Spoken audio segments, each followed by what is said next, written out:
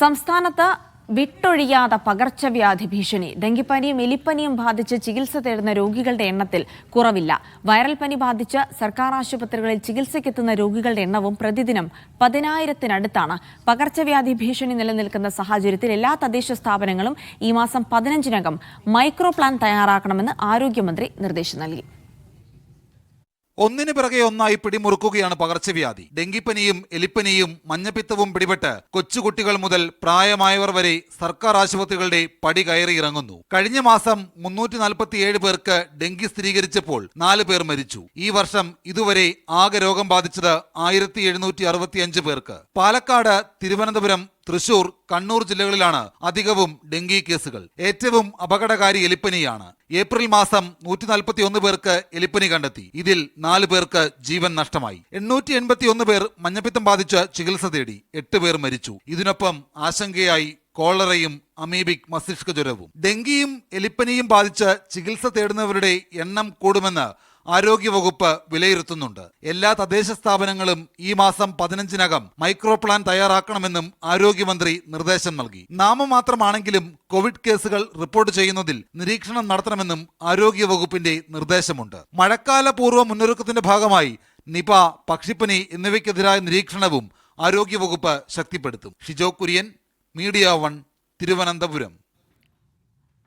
കൂടുതൽ വിവരങ്ങൾ നൽകാൻ ഷിജോ കുര്യൻ തന്നെ തത്സമയം ചേരുന്നുണ്ട്. ഷിജോ, ഈ വേനൽക്കാലത്തും അസുഖങ്ങൾക്ക് പഞ്ഞമൊന്നും ഇല്ലാത്ത നാടാണ്. സ്വാഭാവികമായും ഇപ്പോൾ അത്തരത്തിൽ തന്നെ വൈറൽ അസുഖങ്ങളുമൊക്കെയായി ബന്ധപ്പെട്ട് ചികിത്സ തേടുന്നവരുടെ എണ്ണം 10,000-നടുത്ത് വരുന്നു എന്ന് പറയുന്നത് ഞെട്ടിക്കുന്ന കണക്കുകൾ തന്നെയാണ്. ഇനി മഴക്കാലം കൂടി വരുമ്പോൾ ഇതിൻ്റെ ഒരു ഇരട്ടി ആളുകൾ കൂടി അസുഖങ്ങളുമായി എത്താനുള്ള സാധ്യതകളും കൂടെ നമ്മൾ പരിശോധിക്കേണ്ടതുണ്ട്. ഈ ഒരു ഘട്ടത്തിൽ തദ്ദേശ സ്ഥാപനങ്ങളിൽ നിന്ന് തന്നെ താഴേക്കിടയിലുള്ള പ്രവർത്തനം തുടങ്ങേണ്ടിയിരിക്കുന്നു. അത്തരത്തിലുള്ള നിർദ്ദേശങ്ങളാണോ നൽകിയത്? നിലവിൽ ലഭ്യമാകുന്ന കണക്കുകൾ എന്തൊക്കെയാണ് ഷിജോ?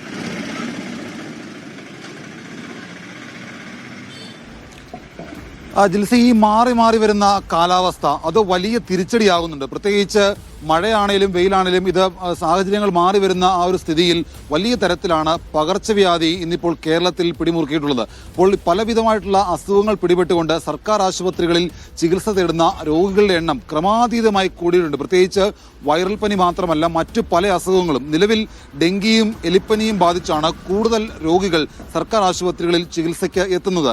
പ്രതിദിനം ഏതാണ്ട് 50-ലധികം പേർക്ക് ഡെങ്കി സ്ഥിരീകരിക്കുന്ന ഒരു സാഹചര്യത്തിലേക്ക് നിലവിൽ പോയിട്ടുണ്ട്. നമുക്ക് ഈ കഴിഞ്ഞ ഇപ്പോൾ 5-ാം മാസത്തിലേക്കാണ് എത്തി നിൽക്കുന്നത്, 2025-ലെ. അപ്പോൾ കഴിഞ്ഞൊരു 4 മാസത്തെ കണക്ക് പരിശോധിച്ചാൽ ഏതാണ്ട് 2000-നടുത്ത് ആളുകൾക്ക് ഡെങ്കി സ്ഥിരീകരിച്ചിട്ടുണ്ട്.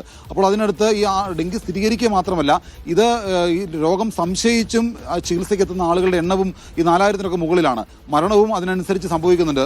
4, 5, 6, 8 ഒക്കെ ആളുകൾ ഈ ഡെങ്കി ബാധിച്ച് മരിക്കുന്നു. അതുപോലെ തന്നെ എലിപ്പനി കഴിഞ്ഞ മാസം മാത്രം ഏപ്രിലിൽ 141 പേർക്ക് എലിപ്പനി സ്ഥിരീകരിച്ചപ്പോൾ 4 പേർ മരിക്കുകയും ചെയ്തു. അതാണ് ഏറ്റവും വലിയ അപകടകാരിയായിട്ട് ആരോഗ്യവകുപ്പ് നിലവിൽ വിലയിരുത്തുന്നത്.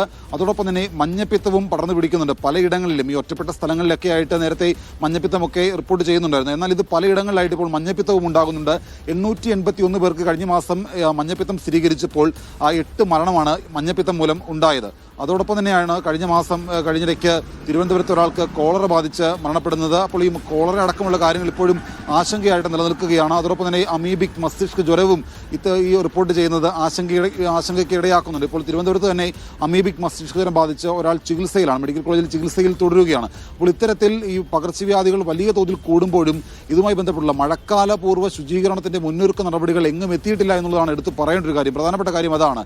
കാരണം പ്രത്യേകിച്ച് ആശമാരൊക്കെ സമരത്തിലാണ്. അപ്പോൾ ഈ ഫീൽഡ് തലത്തിൽ ഏറ്റവും താഴേക്കിടയിലുള്ള ഈ മറ്റ് പ്രതിരോധ പ്രവർത്തനങ്ങളടക്കം കാര്യക്ഷമമായിട്ട് നടക്കുന്നില്ല. അപ്പോൾ ഈ മാസം 15-നകം എല്ലാ തദ്ദേശ സ്ഥാപനങ്ങളും ഏറ്റവും താഴേക്കടിയിൽ മുതൽ ഈ ഒരു മൈക്രോ പ്ലാൻ തയ്യാറാക്കണം എന്നുള്ള കാര്യം ആരോഗ്യമന്ത്രി വീണ ജോർജ് നിർദ്ദേശം നൽകിയിട്ടുണ്ട്. അപ്പോൾ അതുമായി ബന്ധപ്പെട്ടുകൊണ്ട് അത് ചെയ്യേണ്ടത് തദ്ദേശ വകുപ്പാണ്. പക്ഷേ ഈ പ്ലാൻ ഫണ്ടിൻ്റെയൊക്കെ അപര്യാപ്തത മൂലം അത് ചെയ്യാൻ കഴിയുന്നില്ല എന്നുള്ളതാണ് തദ്ദേശ വകുപ്പിലെ ഉദ്യോഗസ്ഥരൊക്കെ പറയുന്നത്. എന്തായാലും ഇതേ രീതിയിൽ തന്നെ സാഹചര്യം മുന്നോട്ട് പോയാൽ ഡെങ്കി, എലിപ്പനി കേസുകൾ കൂടുതലായിട്ട് കൂടുതലായിട്ട് ഉണ്ടാകും എന്നുള്ള ഒരു വിലയിരുത്തൽ കഴിഞ്ഞ ദിവസം ചേർന്ന ഉന്നതതല യോഗത്തിൽ കഴിഞ്ഞ ദിവസം ആരോഗ്യമന്ത്രിയുടെ അധ്യക്ഷതയിൽ ഒരു RRT യോഗമൊക്കെ ചേർന്നതാണ്. അപ്പോൾ അതിനകത്ത് ഡോക്ടർമാർ തന്നെ ഇങ്ങനെ ഒരു ആശങ്ക പങ്കുവച്ചിരുന്നു. ഇതേ രീതിയിൽ സാഹചര്യങ്ങൾ പോയാൽ കൂടുതൽ പകർച്ചവ്യാധി കേസുകൾ ഉണ്ടാകും. അതിലേറ്റവും അധികം ഈ പറയുന്ന ഡെങ്കി, എലിപ്പനിയൊക്കെ ആയിരിക്കും. അതോടൊപ്പം തന്നെ മഞ്ഞപ്പിത്തവും ഉണ്ടാകാനുള്ള സാധ്യതയുണ്ട്. ഈ വൈറൽ പനിയൊക്കെ ബാധിച്ച് ചികിത്സ തേടുന്ന ആളുകളുടെ എണ്ണം, പ്രത്യേകിച്ച് സർക്കാർ ആശുപത്രികളിൽ വൈറൽ പനി ബാധിച്ച് ചികിത്സയ്ക്ക് എത്തുന്ന രോഗികളുടെ എണ്ണവും ഏതാണ്ട് 10,000-ത്തിനടുത്താണ് പ്രതിദിനം. അപ്പോൾ അതുകൂടി കണക്കിലെടുത്തുകൊണ്ടാണ് ഈ പകർച്ചവ്യാധി കൂടാനുള്ളൊരു സാധ്യതയുണ്ട് എന്ന് ആരോഗ്യവകുപ്പ് തന്നെ വിലയിരുത്തുന്നത്. രോഗലക്ഷണം കണ്ടാൽ എത്രയും പെട്ടെന്ന് ചികിത്സ തേടണം എന്നുള്ള കാര്യമൊക്കെ ആരോഗ്യവകുപ്പ് ബോധവൽക്കരണത്തിന്റെ ഭാഗമായി പറയുന്നുണ്ട്. പക്ഷേ അപ്പോഴും ഈ താഴേക്കടിയിലുള്ള ശുചീകരണ പ്രവർത്തനങ്ങളൊന്നും കാര്യക്ഷമമായി നടക്കുന്നില്ല എന്നുള്ളത് എടുത്തു കാണേണ്ട ഒരു വസ്തുതയാണ്. ജിൽസി.